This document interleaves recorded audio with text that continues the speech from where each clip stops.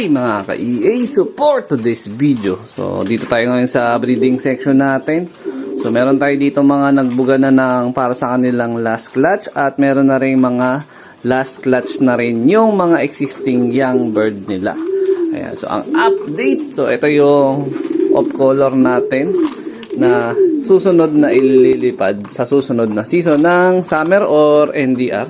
Depende na lang sa magiging availability natin sa loft kung kaya natin mag-abang. So ito yung imported natin na Vandenbroek na Bio Pigeon line. Ayan, direct yan. Tapos Louis Chu na kulay puti.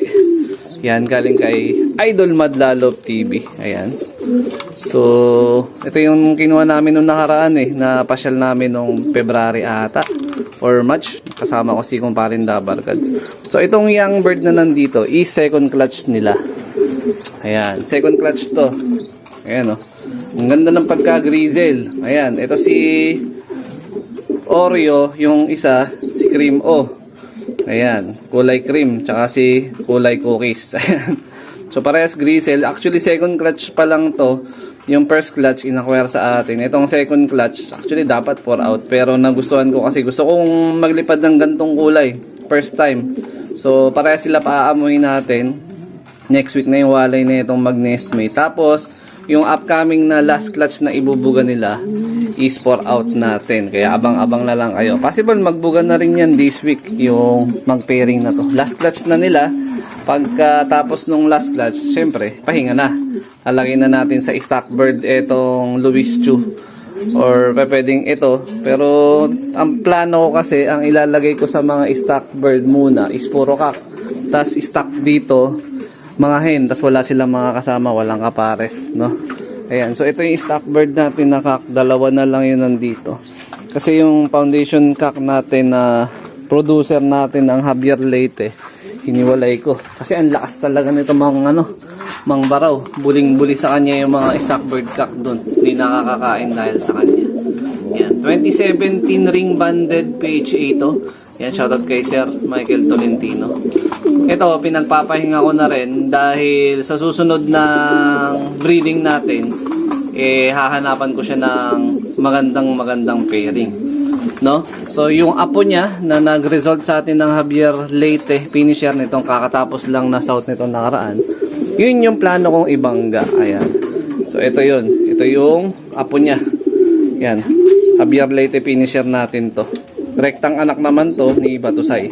So, itong mismong mag-nestmate dito, yung isa, na-acquire na rin sa atin. So, inaantay na lang natin na gumulang at mag 30 days old, pwede na itong ipapick up.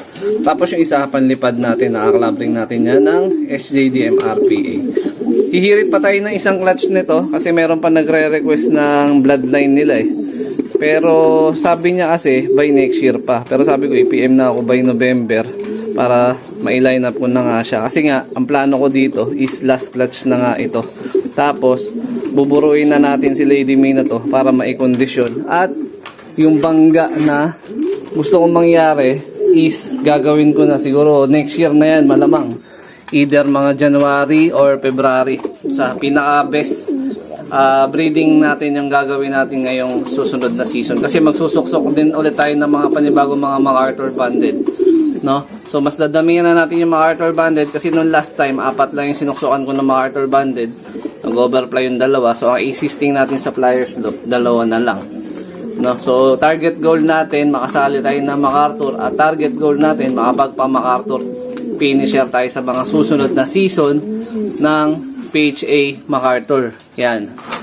So, pero meron pa naman din tayong panlaban na 2. So, ano rin naman tayo doon. Kumbaga, pwede natin sandalan yung bloodline. Kasi nga, mga lahi pa rin ng Javier yan Yung mga ibon natin. Nagpa-low fly ako. Kakababa lang ng mga mahinang nilalang natin. Bumaba na ba si si Franco? Not sure Oo. Bumaba na. Nagpa-low fly kasi hindi ko siya maaninag. Franco, wala dito. Nasa labas pa. So, bukas na yung loading natin. Friday. So, good luck sa Ayun, Romonda na yung stop ban rate natin, no? Yan yung bago natin pa-batcher. Franco ba yun? O, si Franco nga yun. Yan o. Sa kawad ng kuryente. Hindi pa pumasok eh. Mamaya magtutos naman ulit ako pag nasa trabaho. Kasi kung daw nagkakamali, meron na kaming first training ng South bukas. Ayan. So magkaarga tayo agad.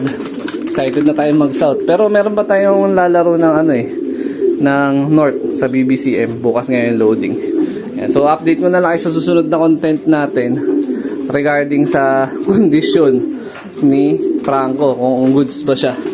Ayan. So nabawasan na rin yung ibon dito na young bird kasi pinadeliver na natin sa ano eh, sa nanalo ng pa-trending bird nung nakaraan. Ayan. So ito, Sabado ipapadeliver ng Pampanga. Tapos next week ng Thursday ipapadeliver ng Makati kasi ibabound na ng Quezon yung isa dyan. Ayan. Shoutout sa mga nag-acquire. Ayan. Maraming salamat sa suporta at sa tiwala. Ayan yung mga pangmalayuan natin. Oh. Tindigan pa lang. Oh. Inbreed to. Inbreed Javier Leyte to. Itong bloodline nila yan. Ayan. So meron tayong ongoing na trending bird dito. Lahi ng ano to. Gilema Imbrek. Ayan. Parang nasa 18 slots na lang ata available nito. Ayan. Pawalay na rin next week yung anak nila.